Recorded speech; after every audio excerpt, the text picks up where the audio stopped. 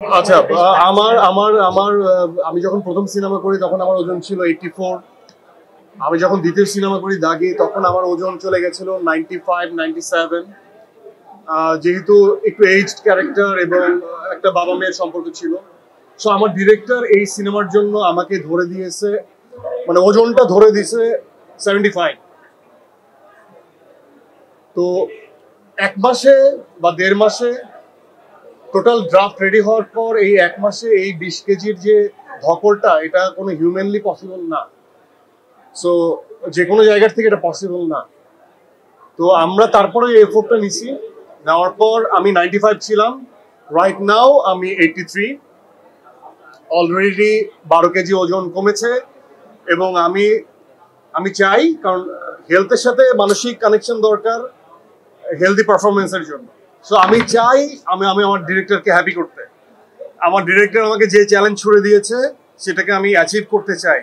এবং এটা যদি ইললজিক্যাল হতো, সাবাস, এটা ইললজিক্যাল হতো তাহলে আমি এটা মেনে নিতাম না। যেহেতু এটা লজিক্যাল এবং আমাদের গল্পের স্বার্থে এটা দরকার, সো আমার কাছে প্রত্যেক সময়ের ছবি তোলা আছে। আমরা অবশ্যই আপনাদের সাথে সেই ওয়েট মেশিনের ছবিটা শেয়ার করব, যে হাউ কাম আমার ওজনটা কিভাবে কিভাবে ডিডাক্ট হয়েছে, সো প্রতিদিন কিভাবে কমছে।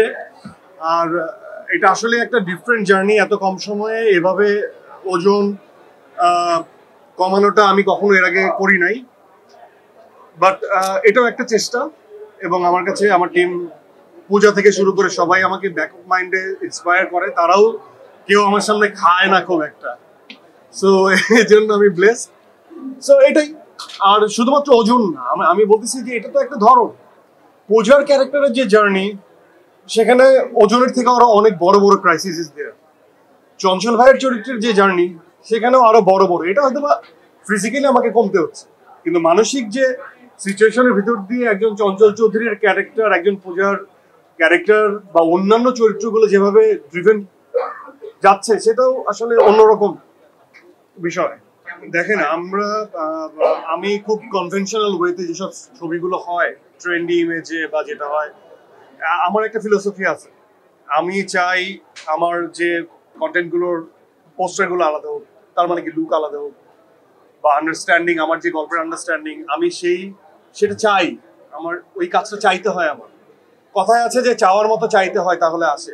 আমি জানি যে চঞ্চল ভাই সে আসলে চায়, এই জন্যই তার কাছে আসে। এবং সেভাবে আমরা কি পারফর্ম করছি কিনা, সেই ডিরেক্টরগুলো আমাদেরকে সেই পথ চলতে সাহায্য করছে কিনা। সো আমার মনে হয় যে চাইতে হয়। সো এই দমটা আসলে সামগ্রিকভাবে একজন ডিরেক্টর চাইছে এই গল্প করতে, এবং সে হয়তোবা আমার প্রতি আমার একটা আস্থার জায়গা তৈরি হয়েছে, এই জন্য হয়তোবা সে চাইছে এটাতে আফরান সহ, এটাতে পূজাচেরি থাকুক এবং এটাতে চঞ্চল চৌধুরী থাকুক। হ্যাঁ, অবভিয়াসলি এই চাওয়ার কারণে এটা হয়েছে, এবং আমরা সেই একই ফেসে একই পথে বিশ্বাস করি।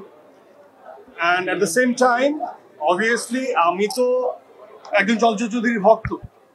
আমি তো তাকে অ্যাডমায়ার করি, অ্যাকনোলেজ করি তার পারফরমেন্স। সো এটা তো আমার জন্য একটা বড় ব্লেসিংস যে এটা আমরা একসাথে একই ছবিতে কাজ করছি, তাই না? সো আমার কাছে মনে হয় যে এগুলোর উত্তর কখনোই ভুল করেও কখনো, মানে এটা খুশির সংবাদের থেকে অন্য কিছু না। এটা সবসময় সুখের। এবং আমার মনে হয় যে আমি কাজ করব, আমি একজন চলচ্চিত্রের কাছ থেকে অনেক কিছু শিখতে পারবো। যদিও আমাদের নাটকে খুব কম কাজ করা হয়েছে, একটা সিরিয়াল করা হয়েছে মিলন ভট্টের, আমার মনে আছে আমরা ভাই চরিত্র করেছিলাম, এবং সেই সময় অনেক জ্বালাইতাম চঞ্চল। আগের থেকে আমরা কেউ ভবিষ্যৎ দোষটা না। এক, দুই নম্বর হচ্ছে যে একটা ট্রেন্ডি কন্টেন্ট, একটা কনভেনশনাল ওয়েতে, যেটা এর আগে আসছে যে একটু ফাইটিং সিকোয়েন্স থাকবে বা একটা আইটেম সং থাকবে, এটা কোনো, আমার প্রত্যেকটা ছবি কোনোটাই আসলে কনভেনশনাল ওয়েতে বানানো কোনো ছবি না। সো সেটাকে আমরা কমার্শিয়ালি, যে ছবিটা ব্যবসা সফল হয় তাকেই কমার্শিয়াল বলি। এর বাদেও আমাদের খুব ট্রেডিশনালি আমরা কিছু পার্টিকুলার কনভেনশনাল ওয়েতে বানানো ছবিকে আমরা কমার্শিয়াল বলতে পছন্দ করি। হ্যাঁ, সো এটা যখন ব্যবসা সফল হবে তখনই এটা কমার্শিয়াল ছবি হয়ে যাবে। আপাতত it's based on a true story, যেটা আমরা সেই ট্রু ভাইবটাকে রেখে গল্প নির্ভর ছবিটাকে আমরা বানাবো। এবং আমার কাছে মনে হয় যে এটা গণমানুষের ছবি। একজন সাধারণ মানুষ সে অনেক সময় লর্জাল ফিল করতে পছন্দ করে, যে আমি এক ঘুষিতে 5 জনকে উড়িয়ে দিব। আর একজন মানুষ সে ফিল করে আমি তো থাকলে 5টা মার খেতাম তারপরে মারতাম, এটা ন্যাচারাল স্টাফ। সো এটা দুই ধরনের মানুষই আছে, যারা ফ্যান্টাসাইজ করে আবার রিয়েল অ্যাপ্রোচ থেকে রিয়েল স্টোরি দেখতে পছন্দ করে। এটা ফ্যান্টাসি ইজ দেয়ার, বাট এটার অ্যাপ্রোচটা অনেক রিয়েলিস্টিক। সো আমরা এটাকে গল্প নির্ভর ছবি বলি, এবং হাইলি আমি রেকমেন্ড করবো যে এটা আমার এই ছবিটা কমার্শিয়ালি বিউটিফুলি এক্সিকিউটেডও হবে, দ্যাটস ফর শিওর। সো আপনি দুটোই বলতে পারেন, mass with class, that's it.